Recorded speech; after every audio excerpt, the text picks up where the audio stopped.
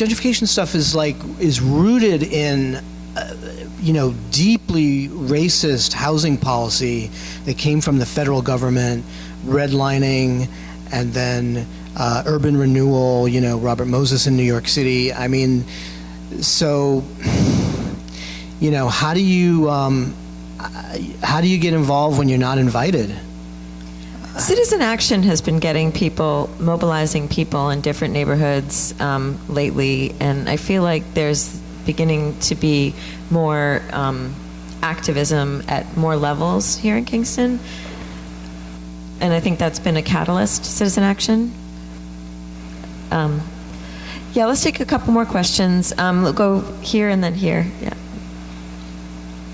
And then we'll wrap up and sign books. Sound good? I may be one of the only people in this room who didn't grow up in New York City. But one of the things I wanted to see if you could speak about, I'm on the board of directors of the Kingston Land Trust, and a couple of our projects relate to urban gardening and open space and parklets and protecting green space. And I don't know if you cover the value of those types of spaces and projects in your book, and if you could speak to it in terms of Kingston. Well, Sari can probably speak to it in terms of Kingston. You want to take that one? Well, I want to first hear how you feel about public space, and then I'll talk about it relative. Public space in general? Yeah, or like green space and the importance of keeping that. It's important. I mean, maybe this is where I get my cranky people think I'm a little bit cynical about this stuff sometimes, because it can be these things that seem to be good, like green space, right? Everybody likes green space, can be used by the government and the developers to create more gentrification and more displacement. So whenever maybe I tend to be on the dark side of things, but I'm always looking at how is this going to be flipped by the evil ones, right? Because they're always looking for ways to do that.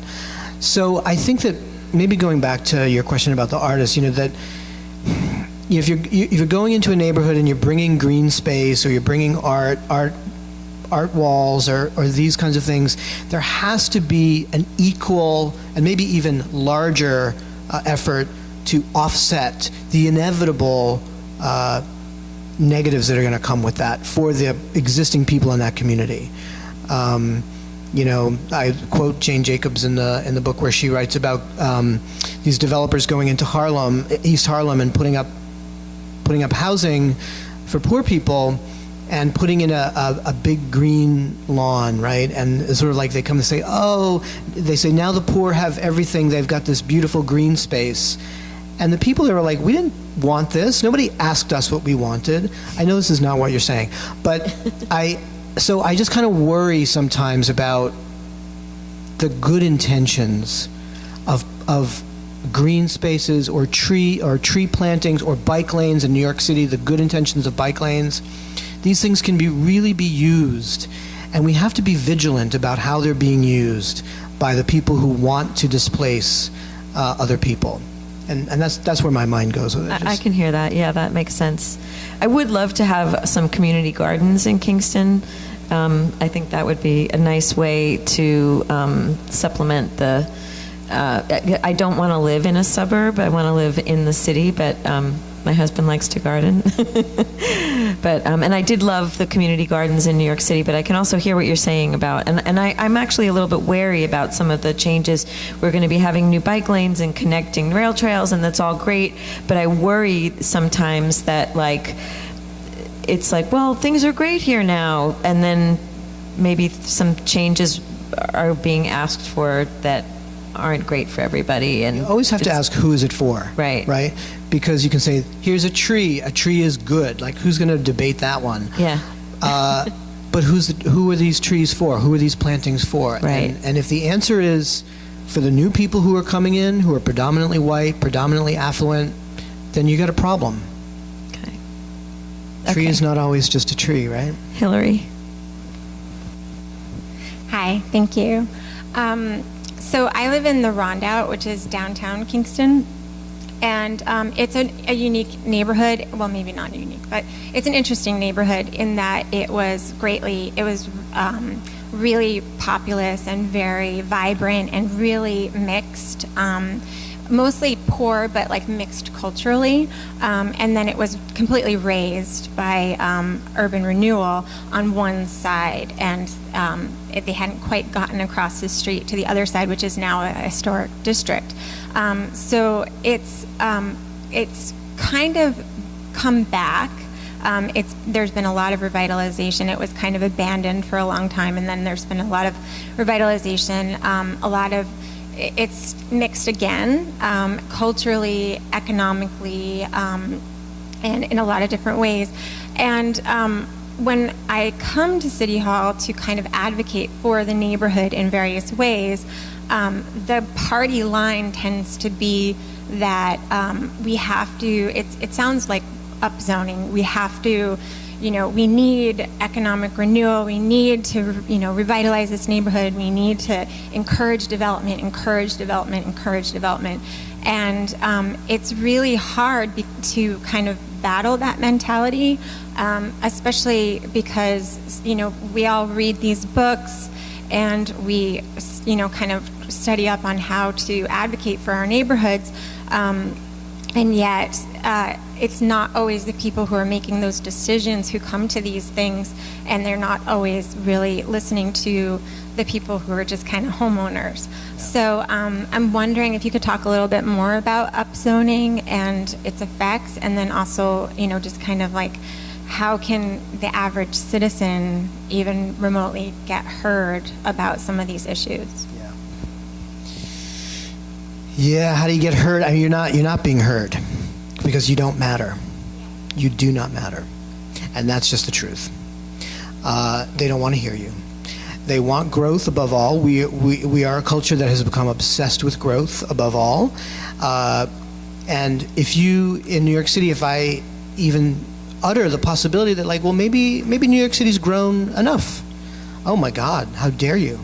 How dare you say something like that, right? Like, so this is again the kind of like battling the mentality and like, can we have, maybe to this guy's question over here, like, what if we start talking about, there are anti-growth movements that are starting up, but to come up with another word that is about maybe sustainability or something like that is, as a social worker, I'm also thinking about needs assessments, right? When you go into a community as a community organizer, which I'm not, you do a needs assessment. You go into the community and ask people, what do you need? Do you, and these guys aren't going to listen, but at least you've got some information that you can use that is about the people, and I think it's also, it sounds really minor, but like changing the way we talk to our friends, changing the way so when you hear people say things like, this is the way it's always been, New York's always changing, or, oh, we must grow, we must always grow, to just challenge them and to be a little bit of a crank, like to be like, you know what, actually, I know this might upset you, but let's have a conversation about this. And to sort of be daring enough to do that. And I think the more we do that, that's when we start to change because how we talk about stuff influences what happens, right? And so when we started talking about the 99% or the 1%, things started to change. Things were changing already. It kind of goes back and forth. But so... Yeah, that's good. All right, let's take this last question, and then we'll sign some books.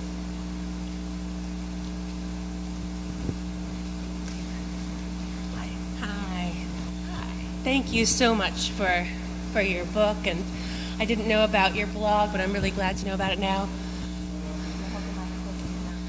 These are notoriously bad mics. Like, you have to be like really, really close. Hello. Okay.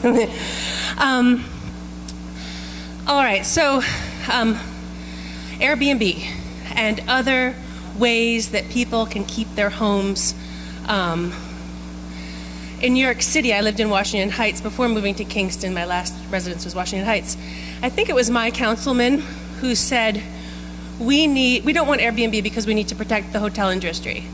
In Kingston, my neighborhood, Rondout, I'm not allowed to have housemates because I have to prove parking on site to be able to have them. We've got very separate single-family, multifamily neighborhoods in Kingston. It's the same houses. It's not about preserving the character of the buildings. It's about separating people by incomes. And then there's also property taxes. So all those thoughts, what are your thoughts on those different aspects of being able to have a neighborhood where people don't need to make huge amounts of money to keep their home? Airbnb is such a mixed bag. I know. We were just talking about this earlier. Airbnb, I mean, the problem with Airbnb in the city is that it's being used by landlords who are creating illegal hotels and taking affordable, meaning like rent stabilized, taking housing off the market and giving it to tourists, So I don't know. I mean, these are like the big questions I can't answer.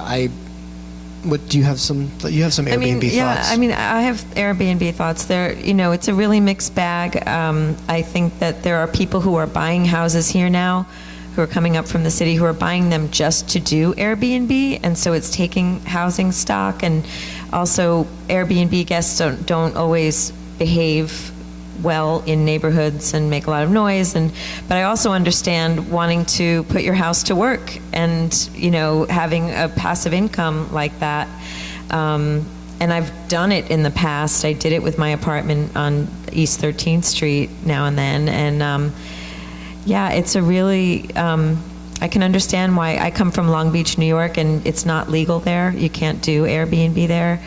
But I also, again, I have a writing studio, and I bring people up from the city and I tell them about the great Airbnbs in the neighborhood because it's a nice way to go. So, I mean, it's right. I didn't know about that you can't have housemates.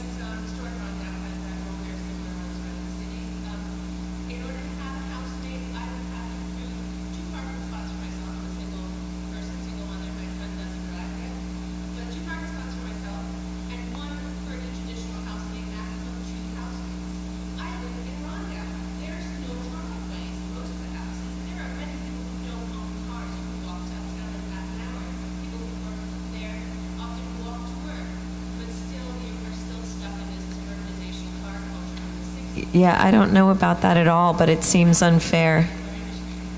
Seems unfair and unsmart, but I don't know anything about it. But I hope you get to monetize your house.